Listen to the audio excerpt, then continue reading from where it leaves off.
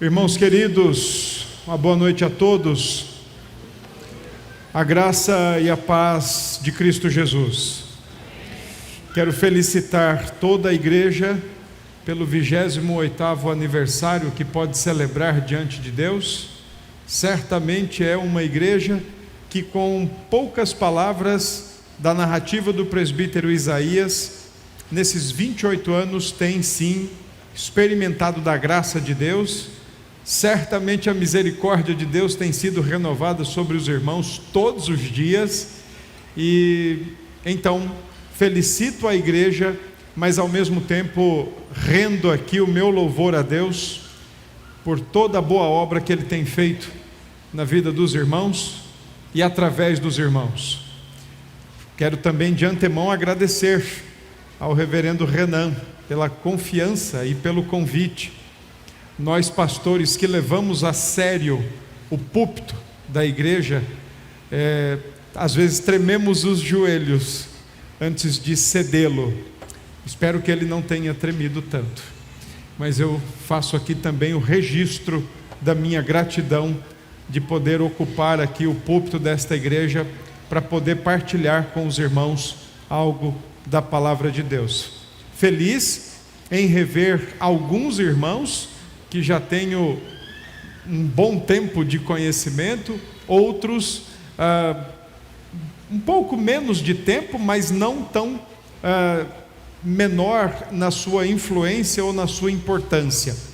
Me refiro a alunos do seminário com quem tive a oportunidade de trabalhar por 1 ou 2 semestres, ou talvez até mais que isso. Sou muito grato a Deus pela vida desses irmãos que já pude vê-los hoje durante a chegada aqui no templo e para o culto. Irmãos queridos, nós vamos fazer a leitura do texto da carta de Paulo aos Efésios, capítulo 1. Eu resolvi falar sobre esse texto porque é óbvio que eu estou pensando aqui nesse momento na igreja, no 28º aniversário da igreja.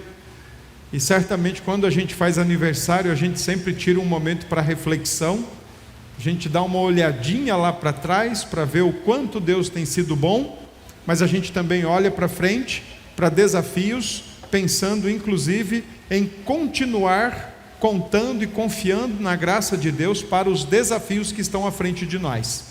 Pelo menos é assim que eu me comporto todo ano em que o Senhor tem me dado a oportunidade de celebrar mais um ano de vida.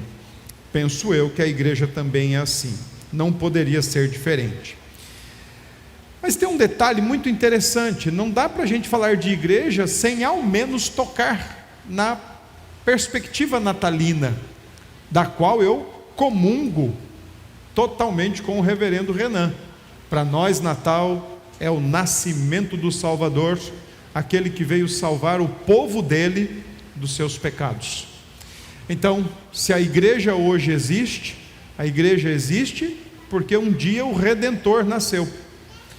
Para mim, eu gosto muito de dizer isso, e talvez as ovelhas lá a quem eu sirvo na igreja do Presbiteriana Filadélfia, talvez eles já estejam até um pouquinho saturados em ouvir o que eu vou dizer para vocês. Para mim, particularmente falando, o que menos importa é o dia e o mês em que ele nasceu. Para mim, o que mais importa é que ele nasceu, é que ele veio ao mundo, ele nasceu numa manjedoura, ele foi carregado por Maria, ele foi amamentado por Maria, ele cresceu, ele se desenvolveu, ele foi à cruz, ele tomou o nosso lugar e fez tudo isso em nosso favor. É óbvio então que não dá para a gente falar de igreja sem não lembrar, ao menos na perspectiva do Natal. Ele nasceu, ele veio ao mundo, ele veio aqui. E então eu estava pensando, depois que eu recebi o convite, em exatamente abordar esse texto. Só que tem um detalhe: quando a gente para pensar na igreja, a igreja não somente remete ao Natal, mas a igreja também remete à Trindade Santa. Afinal de contas, se eu e vocês estamos aqui nesta noite, nós estamos aqui porque o Pai, o Filho e o Espírito Santo resolveram lá na eternidade passada que eles agiriam ao longo da história para fazer exatamente conosco o que nós estamos aqui fazendo hoje, reunidos para celebrar e louvar o Redentor, o Senhor Jesus Cristo. Então eu quero tratar sobre isso, que a igreja, ela é obra do Deus Trino. Igreja não é um ajuntamento de fracos que tem medo da luz. Igreja não é um ajuntamento de pessoas covardes ou pessoas tementes, temerosas, especialmente falando, dos desafios da vida, que não conseguem enfrentar a realidade, a dureza, a crueldade dos tempos em que nós estamos. Igreja não é um fenômeno socioeconômico na face da terra. Para nós, igreja é o resultado direto da ação do Deus Pai, do Deus Filho e do Deus Espírito Santo. A Ele, portanto, seja o nosso louvor e a nossa adoração. Nós vamos ler o texto de Efésios capítulo 1 e nós vamos para os versos 3 a 14. Embora eu lerei o texto todo, o parágrafo todo, eu vou me ater a alguns versos específicos e eu vou anunciar os versos para vocês, porque eu quero ser bastante objetivo, mas ao mesmo tempo quero ajudá-los a entender a perspectiva paulina da Trindade que age para a igreja vir à existência. O texto nos diz, portanto, Efésios 1, verso 3 diz: Bendito o Deus e Pai de nosso Senhor Jesus Cristo, que nos tem abençoado com toda sorte de bênção espiritual nas regiões celestiais em Cristo, assim como nos escolheu nele antes da fundação do mundo, para sermos santos e irrepreensíveis perante ele, e em amor nos predestinou para ele, para a adoção de filhos, por meio de Jesus Cristo, segundo o beneplácito da sua vontade, para louvor da glória de sua graça, que ele nos concedeu gratuitamente no amado, no qual temos a redenção pelo seu sangue, a remissão dos pecados, segundo a riqueza da sua graça, que Deus derramou abundantemente sobre nós em toda a sabedoria e prudência, desvendando-nos o mistério da sua vontade, segundo o seu beneplácito, que propusera em Cristo de fazer convergir nele, na dispensação da plenitude dos tempos, todas as coisas, tanto as do céu como as da terra. Nele digo, no qual fomos também feito herança, predestinados segundo o propósito daquele que faz todas as coisas conforme o conselho da sua vontade, a fim de sermos para louvor da sua glória, nós, os que de antemão esperamos em Cristo, em quem também vós, depois que ouvistes a palavra da verdade, o evangelho da vossa salvação, tendo nele também crido, fostes selados com o Santo Espírito da promessa, o qual é o penhor da nossa herança, até o resgate da sua propriedade, em louvor da sua glória. Amém. Vamos orar? A Ti, ó Deus, Pai, Filho e Espírito Santo, seja o nosso louvor, a nossa adoração, pois reconhecemos que Tu somente és digno, como diz o próprio Paulo, de receber todo o nosso louvor nesta noite e em todo o tempo da nossa vida. Abra os nossos ouvidos, ilumine os olhos do nosso coração, fortaleça o nosso homem interior, renova a nossa mente a partir das Escrituras Sagradas, para que nós vivamos neste mundo para o propósito ao qual o Pai, Filho e Espírito atuaram e atuam na história da humanidade. Oramos assim, agradecidos em nome de Jesus. Amém. Meus irmãos, Paulo, quando escreveu esta carta, estava preso Tanto é que você encontra menção disso, capítulo 3, capítulo 4. Logo no primeiro versículo de cada um desses capítulos, Paulo faz menção da sua prisão. Ele estava em Roma, ele já tinha cumprido com as suas 3 viagens missionárias, e depois que ele deixou então Éfeso, fruto da sua 3ª e última viagem missionária, se dirigiu a Jerusalém, e de lá ele foi preso, e de maneira muito estratégica e sábia, Paulo apela para Roma, face às perseguições judaicas naquela localidade, e meio que para se livrar disso, mas ao mesmo tempo também cumprir com o seu papel, ou com o seu objetivo de chegar à Espanha, então Paulo apela para César, para onde ele é mandado então a Roma. A chegada de Paulo em Roma está registrada no último capítulo do livro de Atos. Lá nos é dito que Paulo passa 2 anos numa casa de aluguel, custeada por ele mesmo, onde ele pode receber pessoas e inclusive falar do evangelho livremente para aqueles que estão com ele e aqueles que também os visitam para poder partilhar da palavra de Deus.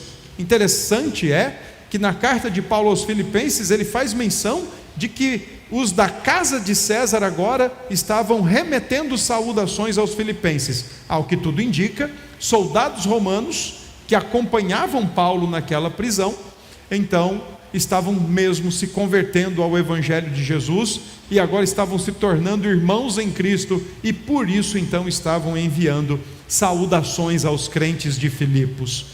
A mesma ocasião, portanto, em que Paulo escreve Efésios, é a que ele escreve Filipenses, Colossenses e também a carta de Filemon.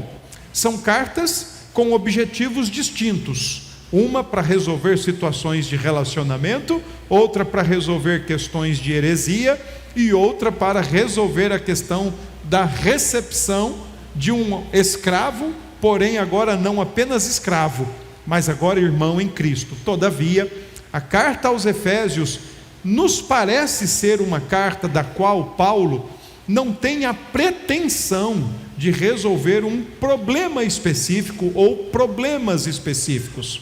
Eu concordo muito com um comentarista chamado William Hendrickson, que o propósito da carta de Paulo é suscitar louvor no coração dos crentes de Éfeso e, ao que tudo indica, da região, porque há uma boa vertente que ensina que a carta aos Efésios não era necessariamente uma carta para uma localidade específica, e sim uma carta que era para girar naquela região, seria provavelmente uma carta circular. Particularmente, eu gosto muito dessa ideia.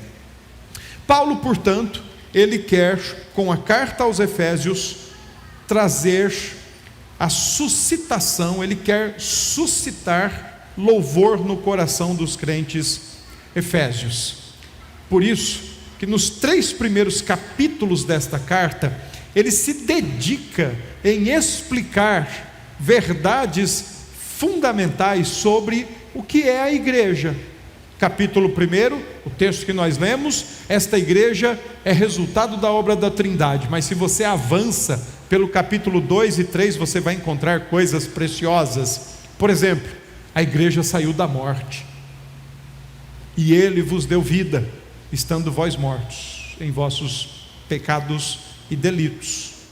Se você avança mais ainda, no mesmo capítulo 2, Paulo diz: a igreja nasceu na desunião, na inimizade com Deus, inimizade com o próximo, onde a cruz de Cristo é o centro e sela a paz entre Deus e os homens, mas também entre os homens. E se você avança mais ainda um pouco, no capítulo 3, você então encontra Paulo dizendo: a igreja é a exposição da sabedoria de Deus, como uma bela e lindíssima colcha de retalho, que expressa a multiforme sabedoria de Deus, da qual os anjos e provavelmente os demônios olham embasbacados e ficam a pensar: como é que Deus consegue juntar todo esse povo? Então os 3 primeiros capítulos são capítulos que ensinam verdades fundamentais sobre a vida da igreja e procuram trazer no coração da igreja de Efésios, dos Efésios, e por que não nós, a suscitação do louvor. Eu gosto do Hendrickson, porque ele diz o seguinte, que a maneira como Paulo escreve os 3 primeiros capítulos, quando ele começa, por exemplo, versículo 3, e ele chega no versículo 14, eu fui chamado a atenção de um presbítero meu ultimamente. Ele falou assim: olha, você está compartilhando cenas de filmes muito antigos. Eu falei: rapaz, eu acho que é isso mesmo. Mas fazer o quê? Eu estou meio sem tempo para assistir filmes recentes, então eu só consigo me lembrar do que eu assisti. Espero não forçar muito a memória de vocês aqui agora, mas talvez farei isso. E talvez alguns vão dizer: hã? Aí você corre lá no YouTube amanhã e procura pelo menos um, só para você ter uma noção do que eu vou te falar agora. O Hendrickson diz que Paulo, quando ele começa a escrever o capítulo 1, verso 3, 14, é como aquele desenho animado que se passa na época de inverno. Vão acompanhando. Que se passa na época de inverno, e aí um dos personagens quer acertar o outro personagem, então ele sobe uma ribanceira, e de lá ele pega uma pequenina bolinha de neve, faz uma bolinha pequenininha, e aí ele rola pela ribanceira. Todos vocês já assistiram isso, tenho certeza. Muito bom, estou ficando mais tranquilo. E aí, conforme aquela bolinha que era minúscula começa a descer a ribanceira, quando ela vai chegando mais perto do seu objetivo, ela já está uma bola enorme. E aí tudo que ela vê pela frente, ela vai estourar. É assim que Paulo começa então a carta, e é assim que Paulo usa a sua maneira de argumentar do versículo 1, capítulo 1, verso 3, 14, capítulo 2, verso 1 a 10, capítulo 2, verso 11 a 22, capítulo 3, verso 1 a 11. Paulo começa como quem não quer nada, mas quando ele chega no ápice, é impossível não render glória a Deus. É isso que Paulo quer. Portanto, nesse primeiro texto que nós fizemos a leitura, Paulo quer que os seus leitores irrompam em louvores a Deus, em celebração a Deus, porque se a igreja existe nesse mundo, ela só tem uma explicação plausível e totalmente adequada para a sua existência. Ela existe porque a Trindade Santa resolveu agir e trazer a igreja à existência. A igreja é o resultado da obra do Deus Trino. Não é à toa que nos primeiro versículo do texto, capítulo 1, verso 3, Paulo usa uma expressão aí, eulogetos, que no grego é uma expressão que só pode ser remetida ou só pode ser usada para Deus. É uma forma de dizer que só esse Deus, o Deus das Escrituras, o Deus da aliança, o Deus que é o nosso Deus e de quem nós somos o seu povo, somente Ele, e tão somente Ele, que se revela de maneira trina, Pai, Filho e Espírito, somente Ele é digno de louvor. Por isso que Paulo começa então o versículo 3 dizendo: bendito, eulogetos, bendito, o Deus e Pai. E aqui ele começa então a distinguir pessoas, o Deus e Pai de nosso Senhor Jesus Cristo. E aqui, obviamente, dentro do seu pensamento trinitariano, Paulo já então consegue distinguir duas pessoas da Trindade Santa: o Deus e Pai e o nosso Senhor. Todas as ocasiões em que Paulo usa a expressão Senhor nas suas cartas, todas elas se remetem ao Deus encarnado, Jesus Cristo, o Filho de Deus. Então no versículo 3, Paulo está dizendo: olha, bendito é o Deus e Pai de nosso Senhor Jesus Cristo. E Ele é bendito porque Ele não nos tem abençoado com qualquer coisa, não. Ele é bendito porque Ele tem nos abençoado com toda sorte de bênçãos espirituais. dentro do seu plano providencial, o Senhor Deus supre todas as nossas necessidades. Parênteses, necessidades vitais, porque desejos, sendo eles bons, sendo eles santos e buscando objetivamente glorificar a Deus, eu e você podemos correr atrás deles, mas as nossas necessidades vitais, certamente Deus as supre todas. Entretanto, o que Paulo está dizendo é que Deus é digno de todo louvor, de toda adoração e de toda gratidão, por causa da qualidade, da natureza das bênçãos que Ele tem colocado sobre nossas vidas. Bênçãos essas que são todas elas referidas a partir do verso 4 até o verso 14. Eu não vou falar sobre todas, eu vou falar apenas pontualmente sobre aquelas com as quais o Deus Pai nos abençoa, o Deus Filho nos abençoa e o Deus Espírito nos abençoa. Porque se nós estamos no mundo, estamos porque a Trindade resolveu agir para que estivéssemos aqui. Portanto, versículo 4, a primeira bênção espiritual e que é atribuída ao Deus Pai é a eleição. A eleição. Entre ter um carro novo e ser um eleito de Deus, para mensurar a bênção de Deus, eu prefiro a eleição. O carro pode ser velho, o carro pode ser todo estourado, não se preocupe não. O que é melhor para nós é ser eleito de Deus. Paulo usa um termo aqui, no sentido, num tempo verbal, no passado, só que a maneira como Paulo usa o termo, ele está dizendo assim, e Ele nos escolheu para Ele mesmo. É um verbo que traz uma reflexão na ação. Então é Deus nos escolhendo para Ele mesmo. E a escolha divina, a eleição eterna, ela não é uma eleição em termos de manada, ou em termos de numérica. Olha, esse Moi aqui eu quero para mim, e esse Moi aqui eu não quero. É uma eleição pessoal, uma eleição particular, uma eleição íntima. O Senhor já nos conhecia, e é isso que Paulo ensina também em Romanos capítulo 8, porque aos que de antemão conheceu, e a expressão grega ali é a ideia de um conhecimento íntimo e amoroso conosco. Antes mesmo da fundação do mundo, Deus já nos conhecia e já nos amava, e por isso Ele então nos escolheu para si. Não fomos nós que o escolhemos, disse o próprio Jesus, mas Ele sim que nos escolheu e nos enviou, nos designou para irmos e darmos frutos. A doutrina da eleição é um desafio. Ela é um desafio. Não tão desafiadora quanto a doutrina da Trindade. Mas a doutrina da eleição é um desafio, sobretudo por dois motivos. Primeiro, ela consegue quebrar com os nossos conceitos de meritocracia. Ela consegue entrar assim no nosso pensamento e dizer assim: olha, você não precisa fazer nada, é Deus quem faz tudo, e é Deus quem te escolheu. Então você não tem o que fazer, você não tem como fazer alguma coisa, é Deus quem escolhe.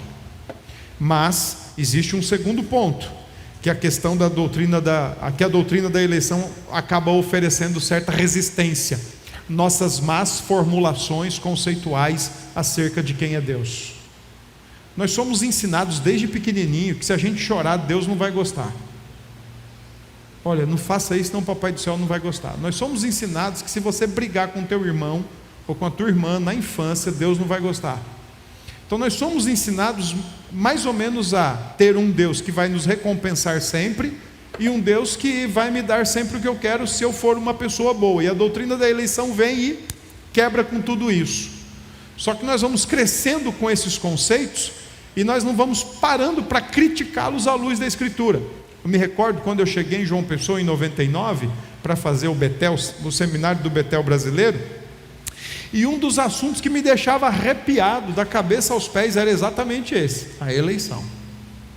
Até que um dia o Senhor, com sua bondosa mão, fez assim, abriu minha cabeça e o assunto entrou. É um privilégio, é uma bênção ser eleito de Deus. Todavia, ser eleito de Deus traz grandes responsabilidades. Lembraram do Homem-Aranha? Grandes poderes, grandes responsabilidades. Ok, eleito de Deus, grandes responsabilidades. Por quê? Porque Deus nos escolheu para ser o que nós jamais seríamos, jamais desejaríamos ser e jamais conseguiríamos ser. Primeiro, Deus nos escolheu para sermos santos. Aqui é um tema que para muitos crentes é meio espinhoso, porque remete logo ao catolicismo, o romanismo. Não, eu não sou santo. Às vezes porque ainda não foi canonizado ou beatificado, então tem dificuldade com o termo santo, o que não deveria ser. Santo significa separado, consagrado para o uso do Senhor. Então, nesse sentido, quando o texto diz que Ele nos escolheu para sermos santos, o Senhor então nos escolhe para sermos o que jamais quereríamos ser ou teríamos condições de ser: santos. Deixe-me te informar mais um pouco. A palavra santo, tanto no Antigo Testamento quanto no Novo Testamento, são palavras diferentes, mas ela traz em si a mesma raiz, o mesmo sentido: cortar. Kadosh, hagios. Ela traz a mesma raiz: cortar. O que isso significa? Imagine o seguinte: que o Senhor Deus, com um poderoso e afiadíssimo bisturi, recortou muito rente a você e tirou você de uma massa de pecado, como gostava de dizer Agostinho, retirou você de uma massa de pecado e agora separa você e consagra você para usar você. Primeiro, então, Ele nos escolhe para ser santos. Segundo, nos escolhe para sermos irrepreensíveis, sem oferecer absolutamente nada do que tenhas para se chamar a atenção. Não dar motivos de sermos chamados a atenção. Terceiro, Ele nos escolhe para sermos adotados como filhos. Paulo aqui usa um conceito romano da época, em que o filho, quando adotado, com as suas 7 testemunhas afirmando o ato, então eles agora tinham os mesmos direitos, os mesmos privilégios, porém as mesmas responsabilidades que o filho legítimo. Então, portanto, a primeira questão que Paulo nos coloca é a eleição divina, creditada, atribuída ao Deus Pai, antes da fundação do mundo, para que a igreja, recortada milimétrica e minuciosamente de uma massa de pecado, seja separada dessa massa de pecado, consagrada para ser usada pelo Senhor e para viver em santidade e em filiação com o Deus Pai. Essa, portanto, é a parte, ou é a maneira como Deus Pai atua na vida da igreja. Versículo 7, então agora temos aqui o que o Deus Filho fez para que a igreja pudesse existir como ela existe hoje. Com 2 expressões, Paulo então ensina o que representa para nós a cruz de Jesus Cristo. Cruz esta que desde a sua adolescência o Senhor Jesus já demonstrava que Ele sabia qual era o objetivo da sua vida, e que conforme os anos vão passando e mais perto Ele vai chegando, mais esclarecido e mais fortalecido então Ele está de que o seu propósito era de fato a cruz do Calvário. É muito interessante, por exemplo, quando em João 14 ele diz: o que é que eu vou dizer? Pai, salva-me desta hora. E antes ele diz: a minha alma, o meu espírito está angustiado a ponto de morrer. Mas o que eu vou dizer? Pai, me salva desta hora. Foi precisamente para esta hora que eu vim.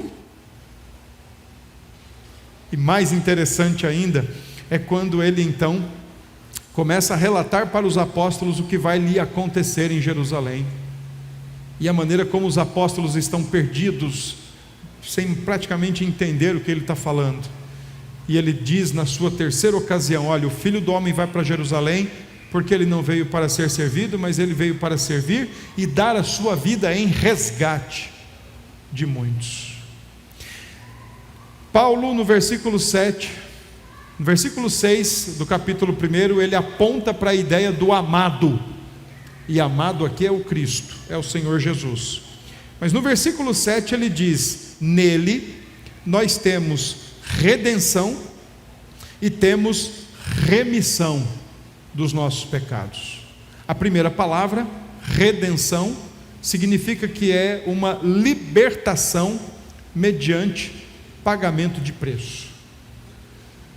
Na cruz, o Senhor Jesus, como disse o apóstolo Pedro, nos compra não com preço, não com qualquer ouro ou metal precioso ou pedra preciosa, mas o pagamento na cruz é o sangue de Cristo. Sangue esse que serve de fato como pagamento cabal para a libertação da igreja, para a libertação do povo de Deus.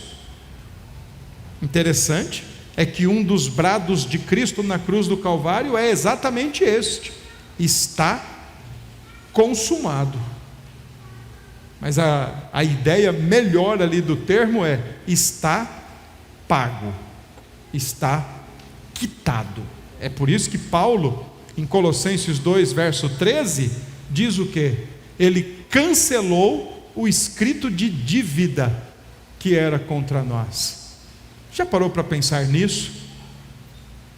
Eu tenho visto, acho que desde ontem eu vi uma coisa na TV, o Serasa, né, está fazendo aí uma campanha para as pessoas que estão de alguma forma com seus nomes comprometidos, poderem fazer ali a regularização com os seus débitos.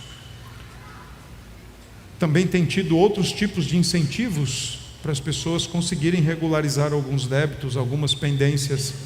Você já parou para pensar se tivesse algum incentivo para regularizar o débito com Deus? Você sabe quantos pecados seriam necessários para que toda uma condenação eterna nos fosse dispensada? O Turretini, que foi um teólogo do século XVII, ele propõe essa discussão, inclusive na sua dogmática, que aqui é chamada de apologética. Ele diz que bastaria um pecado só para que nós todos tivéssemos uma sentença de condenação eterna. Bastaria um pecado, porque um pecado só é suficiente para ofender a santidade e para quebrar a lei de Deus eternamente. Como é que nós chegaríamos e pagaríamos alguma coisa para Deus? Então somente o Deus homem, que o mesmo Turretini ensina que tinha que ser homem para ser a vítima, mas tinha que ser Deus para oferecer um sacrifício de valor eterno, e então poder gritar na cruz: está quitado, está pago. E ele sabia por quem ele veio morrer. Ele veio morrer exatamente pelos eleitos do versículo 4 e do versículo 5. Nenhum a mais, nenhum a menos. Ele veio morrer pelos eleitos. Ele sabia de antemão que ele vinha a esse mundo para morrer por sua vida, porque o livro da vida, conforme a gente está habituado a pensar às vezes, ele não é escrito ao longo da história, ele já estava escrito. Apocalipse 13 diz que o livro da vida foi escrito antes da fundação do mundo, e foi por esses que Cristo veio morrer, por nenhum a mais, por nenhum a menos. Ele veio dar a sua vida em resgate por muitos. Eu gosto muito de um puritano, quando ele explica isso. Ele explica da seguinte maneira: ele diz que quando Cristo foi para a cruz do Calvário, o nosso sumo sacerdote, diferente do sumo sacerdote do Antigo Testamento, que levava sobre o seu peito o peitoral banhado a ouro, com pedras preciosas coloridas, e embaixo de cada pedra o nome de uma tribo, porque quando ele entrava no Santo dos Santos, então ele estava entrando em representação para a nação, pela nação de Israel diante de Deus. E então ele precisava levar no peito, porque ali era o símbolo, o selo da representação. Eu trago eles no meu peito. Esse puritano disse que Cristo, quando foi para a cruz do Calvário pagar o alto preço que ele pagou em nosso lugar e em nosso favor, ele praticamente foi nu, porque até sobre suas vestes lançaram sortes. Mas ele diz que quando Cristo foi para a cruz, ele não levou um peitoral, mas isso também não impediu dele levar o nome de todos os eleitos cravado no seu coração, por quem ele morre na cruz do Calvário. É na cruz, portanto, que ele resolve a nossa dívida. Dívida essa impagável. Ele paga o preço. Só que tem algo a mais. Na cruz ele também conquista perdão de pecados. O termo que está aí, remissão de pecados, se redenção significa libertação mediante pagamento de preço. E se eu e você hoje somos livres porque ele pagou o preço. E se eu e você hoje conseguimos perdoar, foi porque ele comprou perdão. Ele conquistou o perdão para nós. Esse é um tema um pouco complexo. Não deveria, mas é um tema que ainda oferece ou é tratado com certa resistência na igreja. Pessoas, às vezes, eu gosto muito de ouvir pessoas, eu gosto muito da área do aconselhamento bíblico, então eu gosto de ouvir gente, adoro. Quando o presbítero Isaías começou a historiar aqui, eu falei, agora vai, pode contar a história que eu gosto de verdade, mas eu gosto também do aconselhamento bíblico. E uma das coisas que eu mais vejo é a péssima compreensão que nós temos em torno do perdão. E pessoas dizem que nunca vão conseguir perdoar. E eu gosto de provocar. E eu pergunto logo, por que você diz isso? Porque eu não vou esquecer. E quem disse que é para esquecer? E quem disse que é para esquecer? Não, mas olha, Deus não diz que vai jogar no mar do esquecimento. Bom, então Deus vai ter Alzheimer. E como é que nós vamos confiar num Deus que pode ter Alzheimer ou amnésia? Que pode não se lembrar amanhã da promessa que Ele nos fez lá no passado? Você confiaria num Deus assim? Você confiaria num Deus que prometeu algo a Abraão, algo a Davi, algo a Salomão, e que hoje ele já não se lembra mais que se cumpriu ou não? Será que eu cumpri o que eu falei para Salomão? Deixa eu ver aqui. Difícil você confiar num Deus assim. Deus não esquece. O Salmo 103 diz que ao invés de esquecer, Ele prefere não nos tratar segundo os nossos pecados. Mas é no profeta Jeremias, depois citado pelo autor misterioso de Hebreus, que está a explicação. Deus faz uma promessa.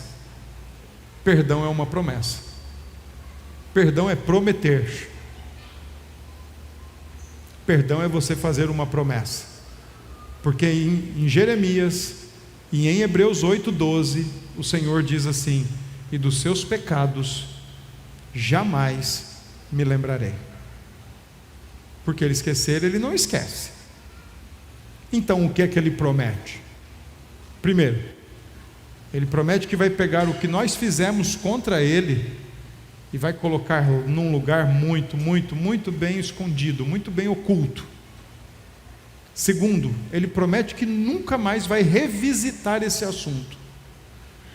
Terceiro, Ele promete que nunca mais esse assunto vai interferir na nossa relação com Ele. Quarto, Ele promete que não vai falar com ninguém sobre esse assunto. Quando a gente compreende o que é perdão, eu acho que a gente consegue fazer melhor. Mas se a gente vive com ele meio incompreendido, carregamos o peso de, eu nunca vou conseguir perdoar, porque eu nunca vou conseguir esquecer. Mas Deus não quer que você esqueça. Deus quer que você aprenda a lidar com o que foi feito com você, porque Ele lidou com o que nós fizemos com Ele na cruz do Calvário.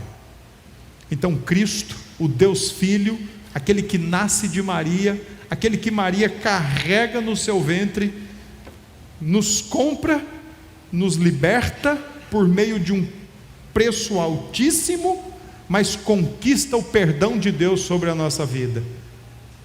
E aqui existe um ponto muito interessante e urgente: igreja é uma comunidade de pecadores santos, perdoados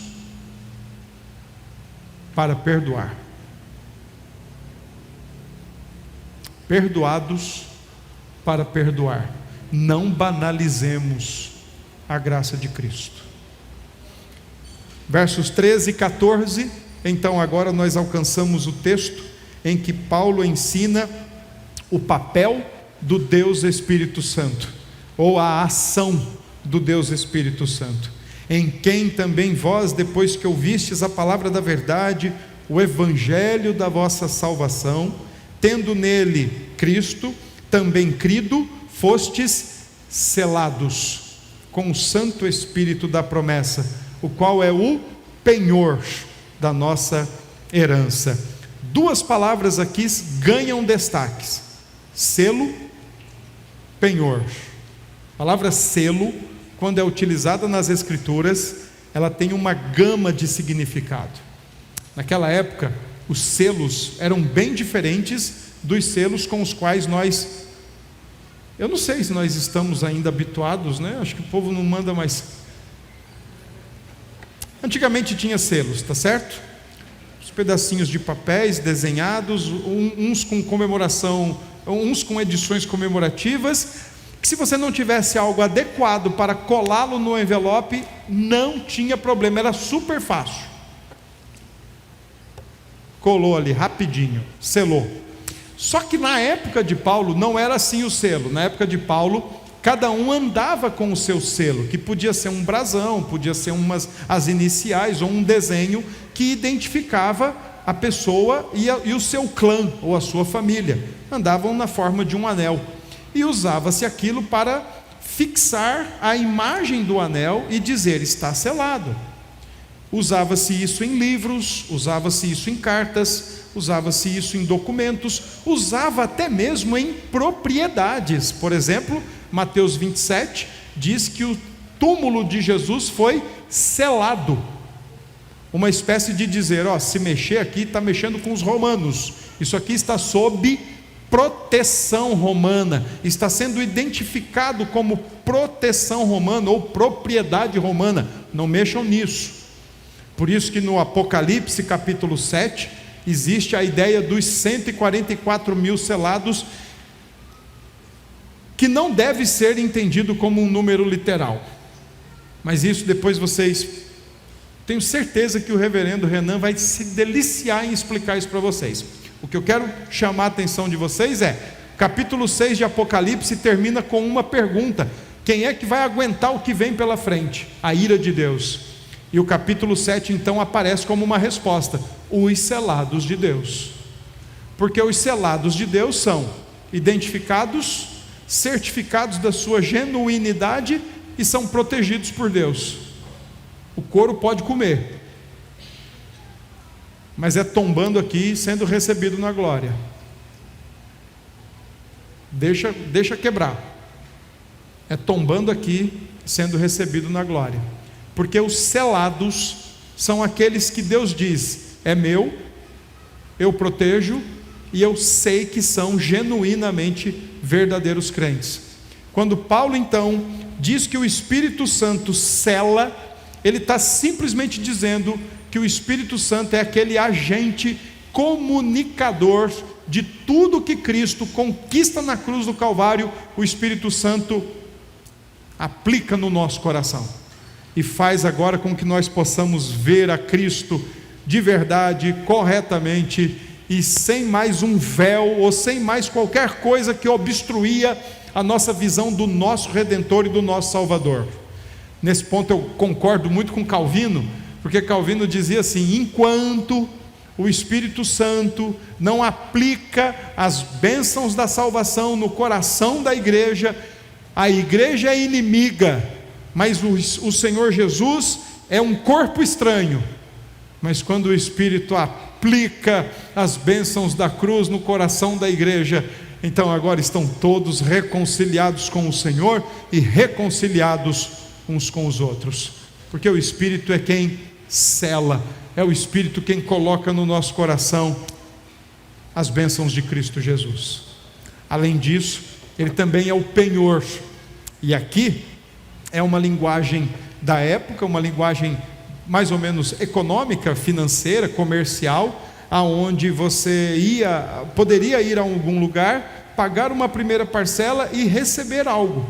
Seria uma nota promissória, talvez, onde você dava uma primeira parte do pagamento e aquilo assegurava que você voltaria para pagar o restante. O Espírito, portanto, é esse penhor, é o que Deus nos deu através do seu Filho Jesus Cristo, e que nos assegura que Ele é nosso, que nós somos dele, e que um dia Ele vem buscar a sua igreja. Até lá, a igreja segue nesse mundo, lutando, batalhando, anunciando o Evangelho, lutando contra o pecado, denunciando o erro, vivendo em santificação e vivendo para a glória de Deus, porque se não fosse pela Trindade, nós jamais faríamos isso e jamais desejaríamos fazer isso. Portanto, se hoje nós temos a saliência de um propósito no nosso coração, isso se deve ao Deus Trino. Triste coisa é quando nós conversamos com crentes e fazemos a seguinte pergunta: por que é que Deus colocou você nesse mundo? E a resposta vem: não sei. Não sei. É triste. Mas é triste de verdade quando conversamos com crentes e fazemos essa pergunta: por que é que você pensa ou você acredita que Deus te colocou nesse mundo? Não sei. Como também uma outra segunda pergunta: o que é que você pensa ou acredita que Deus pensa da sua vida? Alguns fazem assim: que pergunta difícil, eu nunca parei para pensar nisso.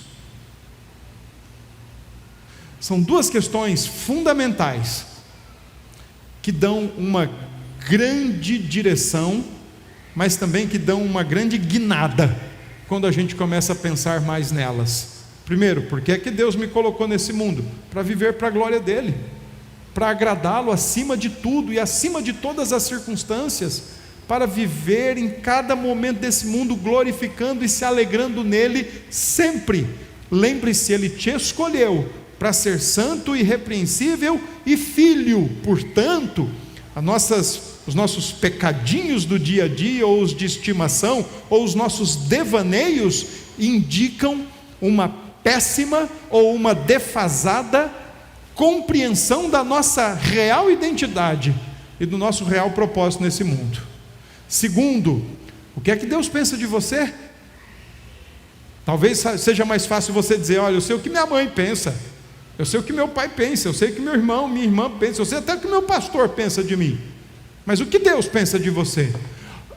Não sei, nunca parei para pensar. Ok, então lembre-se que o que Deus pensa de você foi suficiente e foi fundamental para Cristo tomar o teu lugar na cruz do Calvário, substituir você, morrer em seu favor, porque o que Deus pensa de você é o seguinte: você valeu a vida do Filho dele, mas para viver a vida do Filho dele nesse mundo, e para ser cada vez mais como o Filho dele nesse mundo, e não para ser como você pensa que deve ser, ou acha que tem que ser, porque a Trindade, o Pai, o Filho e o Espírito, deram e dão um duro grande para você ser nova criatura, filho de Deus, fazer todas as coisas para a glória de Deus, amar a Deus sobre todas as coisas, amar o próximo como a ti mesmo, se doar, se entregar, se sacrificar,